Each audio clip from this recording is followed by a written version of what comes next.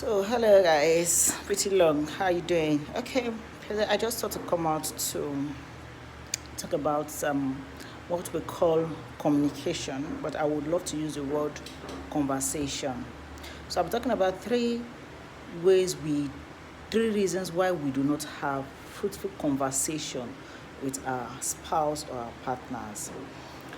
I've always gotten this question that how can we don't always have conversations. Every little conversation we have, it grows into a huge argument, or one person is angry and walks away.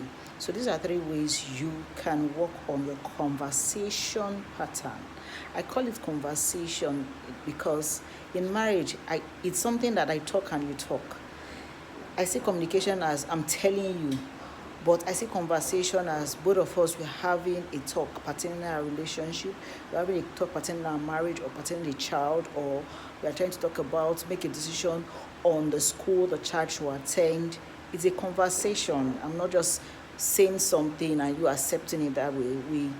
I say something, you agree on it, you disagree, you give me reasons. It is a conversation. So I call it three reasons why you do not have fruitful conversation in your relationship. The first one I will talk about is non-verbal actions. You know this thing we do that when we are talking to somebody and the person is not saying something that we relate with or we agree with, we start do your nose like, or you start looking at the person. What do you really know? We do these things often in marriage. Probably our wife is talking to us, or our husbands or our boyfriend or girlfriend is talking to us, and we are giving these actions. And we are not saying anything, but in one way we are saying something. We are giving these non-verbal actions as I don't care what you are saying, I don't care I don't understand what you're talking about, or what you are talking about does not make sense. That is one of the reasons you always have couples quarrel. Why would I be talking to you and you're raising up your nose, or you're sighing, or you're walking away? Or sometimes you're talking to somebody, or you're talking to your partner, and next thing the person does is pick up the remote and increase the volume of the telly. So that non-verbal action is one of the reasons we are always having quarrel during our conversation. We are not getting to a point of agreement during our conversation. The second thing I'll be talking about is when we do the blame game, or we are being defensive.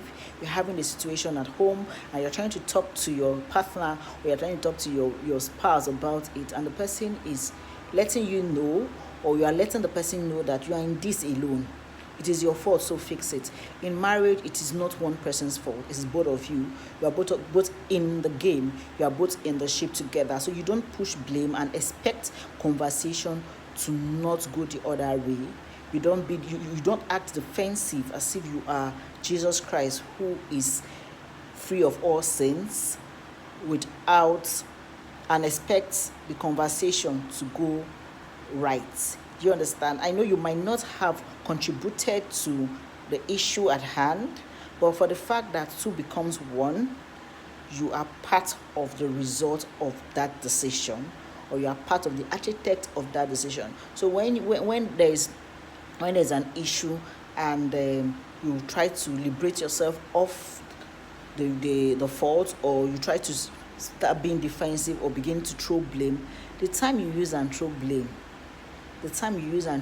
at your partner, it's a time you would use and resolve your issues. Valuable time that you use and say, okay, let's resolve it. How do we go from here? Instead of you did this, it's your call, it's your fault, fix it. Use that time to resolve the issue. Then the last I'm going to talk about is which one will I pick? There are so many, but I decided to pick the third one. I decided to pick just three. So the third one is too many conversation barriers.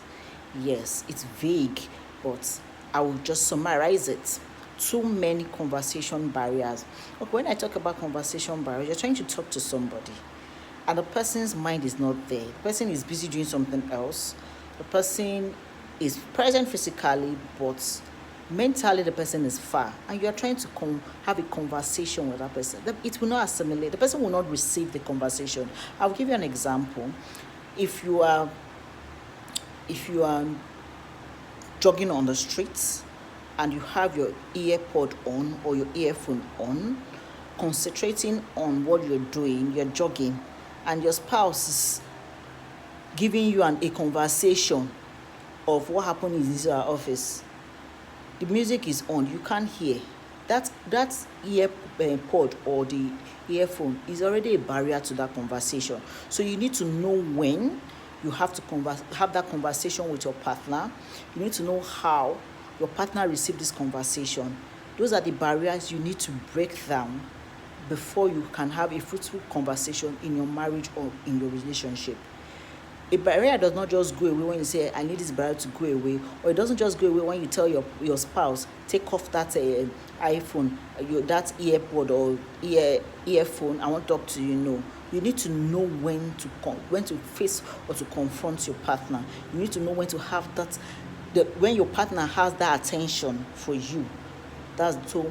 Mind you, don't forget, if you want to reduce having quarrels during conversation, please, your non-verbal action matters.